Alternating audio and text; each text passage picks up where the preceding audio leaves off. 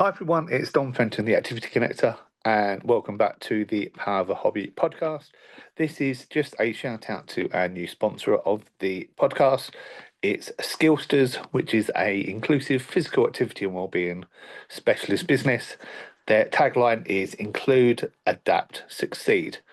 Skillsters fosters inclusivity by tailoring physical activity programs to meet the unique needs of each individual, ensuring everyone can participate and thrive. You can check them out on their website, www.skillsters.com. They are on Facebook, Instagram, and TikTok. So, Skillsters, thank you very much for sponsoring the podcast, and we'll see you soon. Take care now. Bye. The Power of a Hobby. From inspiration to taking action. With your host, Don Fenton, the Activity Connector.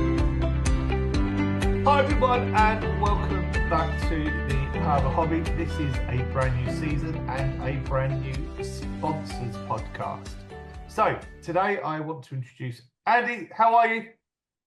All good, thank you. How are you? Yeah, very good. Thank you very much. As I said before, this is a sponsors podcast. This is our way to say thank you for getting involved and getting behind the podcast.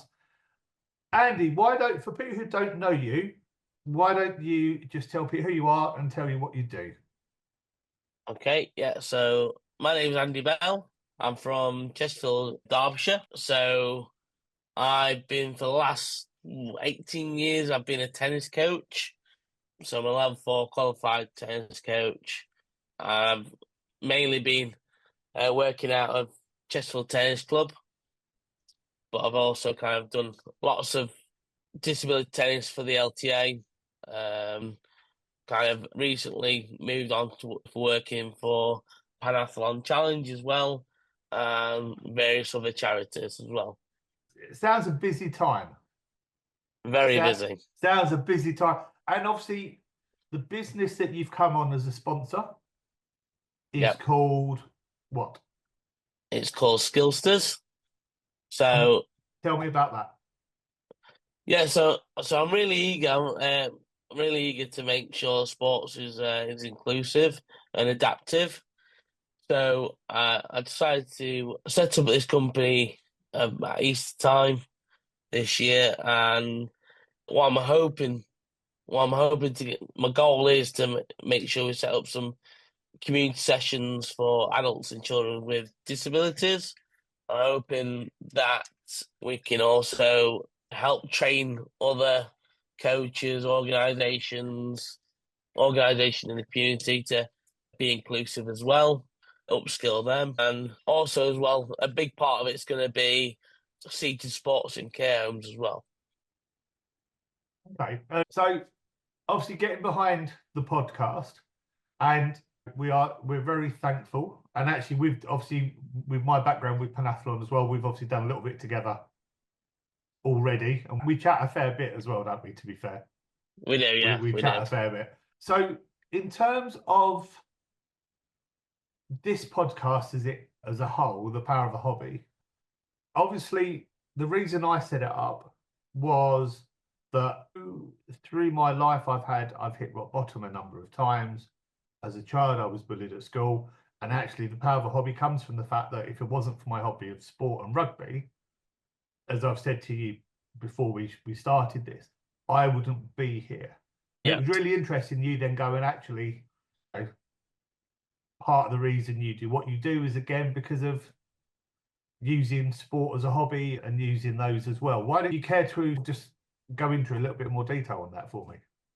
Yeah, so I'm so used to not sharing this part about me, actually, because, well, I'll tell you first. So at a young age, I was diagnosed with ADHD. A teacher at school kind of noticed I was lagging behind in my academic stuff, quite fidgety and not very focused for a very long time.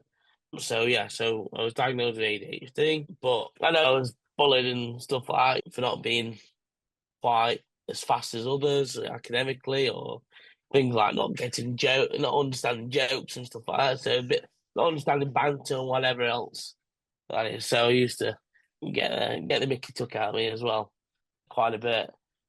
But the good thing about I had sport So sport was I did loads of sports. My kind of main sports were basketball and tennis, and I did tennis. I chose tennis as my main sport, and I did that, and actually got a career out of tennis, which is fantastic because as being diagnosed with ADHD, you get a lot of negative.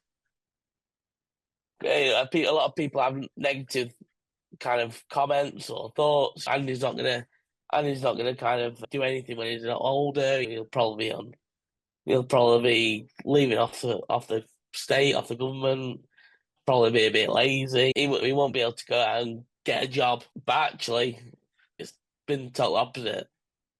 I've used that. I've kind of used that negativity and turn it around to kind of go, well, I'm going to prove you wrong. So I've kind of with my ADHD, I've got that. It gives me that superpower, if you like, to kind of go out there and be creative. I'm quite creative, so and I like to get things done. Yeah, so tennis was a big sport for me. It was also kind of that getaway where people didn't know about my ADHD, so I was able to be that normal kid just on the tennis court, and nobody knew that side of me. And I didn't start sharing till I was probably around about 30 years old that I had ADHD. Just because, like I said earlier, if you tell people that you got ADHD, straight away they have this negative they have these negative thoughts about you and what you can do and what you can't do. So I never shared it. Well, and I think as well that's people always ask why I share what I do, and I said, well, actually, I can guarantee someone will resonate with it. I can guarantee that someone will sit there and listen, and I suppose for part of it, and this is why I always look at the word power, because actually now it's the power of ADHD or the power of being diagnosed with ADHD, the power of what we do and the power of this. And actually, we're now in those positions where we can make a difference. Yeah. So, and for me, I think that's probably the biggest thing. And thank you for sharing that. No, it's amazing how we don't think. I started to do a lot more talks now, and I still sit and wonder sometimes why someone would pay me to talk. Yeah. Or why, I'm just a normal guy that, yes, I've been through a few things. We've come out the other side. We're trying to make a difference. Exactly the same as you. And that's what we're doing. Yeah. But actually, people resonate with it. Yeah. I think as kind of, I have to pinch myself sometimes. I'm known nationally in the tennis industry nationally for being this kind of top inclusive tennis coach. And some of the organizations, some of the people I've worked for, it's kind of a big thing. Yeah. And so I don't get embarrassed. I don't get embarrassed to talk about it anymore because I feel like I've hit that. Well, I'll explain. I've kind of hit that milestone in my life where, like, I'm kind of up there now. Yeah. I don't need to be. People already kind of looking up to me, and I'm mentoring others, and people are coming to me for advice, and I don't get people looking down on me and saying, "Oh, and it's not good or not great at this or great at that." Yeah, so, and I think as well, and this sort of stems into sort of the power of a hobby with it. When you started playing tennis, or when you started doing was there ever a moment that young Andy would have looked at and gone, actually, you know what, this is what I'm going to do, or you look back now and go, actually, if young Andy was looking at me now, wow, would he be impressed with how far? Would he be proud of how far he's got? Oh, absolutely. I mean, from such a just from being a youngster, and even hearing those negative thoughts off your own family. Yeah. aunties, uncles, cousins, and you know that people don't treat you the right way just because you got this diagnosis. Yeah. To now being where I am now, just because I had tennis, I'm not sure where I would be now if I didn't have sports. Yeah. Yeah. And I think that's the beauty of what we do. And I think that's the beauty of, well, it's the beauty of this, of a podcast like this, because actually, yes, it's my podcast. So I'm gonna talk highly of it.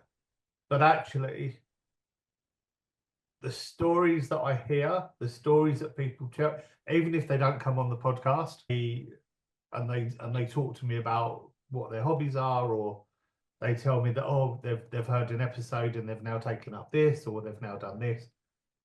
You know what? The power of finding something, the power of finding a hobby, whether you're a child or an adult, I think is one of the most important things you can do. Absolutely. Absolutely. There's so many benefits to having a hobby or to having a sport. You find your social groups. I mean, how many friends do you keep at school or college? You don't. You move on, don't you? If you've got your club you go to or you play, you got your social group, you got your fitness, you got your health, you got your workout, you got your your training and your kind of your you learn to kind of you learn all types of life skills, don't you? Win, Yeah. lose. Yeah, and it's like win or lose, you've got to learn. You're gonna learn things, and actually, I think now with everything that's going on in the world, with everything that people are struggling with, now is probably in some ways a harder time to find a hobby because of cost and stuff like that. Yeah, But actually, it's also one of the most important times because you find your right group of people. You would have found this. I've certainly found this. yeah, absolutely, yeah. My right people, I've had now the right group of people around me. I've had for probably 25 years, Yeah. and they're not going anywhere. They're not going I've got anywhere. the same. I've got the same. So, you know, so yeah, we know the power of it. We try and advocate that every day. We try and talk to people about that every day. Just to finish off, and I ask this question to everybody, if someone wanted a hobby, Yep, but didn't know what to do, yeah, what would you say to them? I would probably say go and try as many hobbies as you can until you find the right one. Yeah, and you will know the right one. Yeah. I think so. Go and try as many hobbies as you can. You'll find the right one. Sometimes it might not just be the hobby. It might be the people that are there, Yeah, the club or the group that you meet. It might just be the right group. It might not be the right hobby. yeah. But it might just be the right group of people. And it's amazing what you can find out in a hobby. It's amazing. It's amazing the connections you can have and everything else. Yeah, absolutely. Absolutely. So, Andy, if people want to know more about Skillsters or they want to get in contact with you, where is the best place for them to find you? So the website that's live now, it's skillsters.com. So it's SKILLTERZ.com. And predominantly pretty much everything in Chesterfield, sort of Derbyshire. Yeah, sort of slowly. Got quite a busy life at the moment with a young 6-month-year-old. So just starting off in Derbyshire, Yeah, in Chesterfield, and then hopefully the idea is to kind of build a team and we'll expand out and see how far we can go with it. amazing. Thank you very much for your time. Thank you, Dom. Thank you for your support. As I say, this will be out when people are listening to this. It will be January 2025. But thank you for your support. Thank you for your time. And I'll look forward to seeing you again. We'll obviously catch up very, very shortly. Yeah, we'll see each other soon. Yeah. Thank you, everyone, for tuning in. This is the Power of a Hobby. I'm your host, Dom Fenton, and I'll see you again soon for Series 3. Take care now. Bye-bye. Don't forget to like, comment and share, and join us again next time.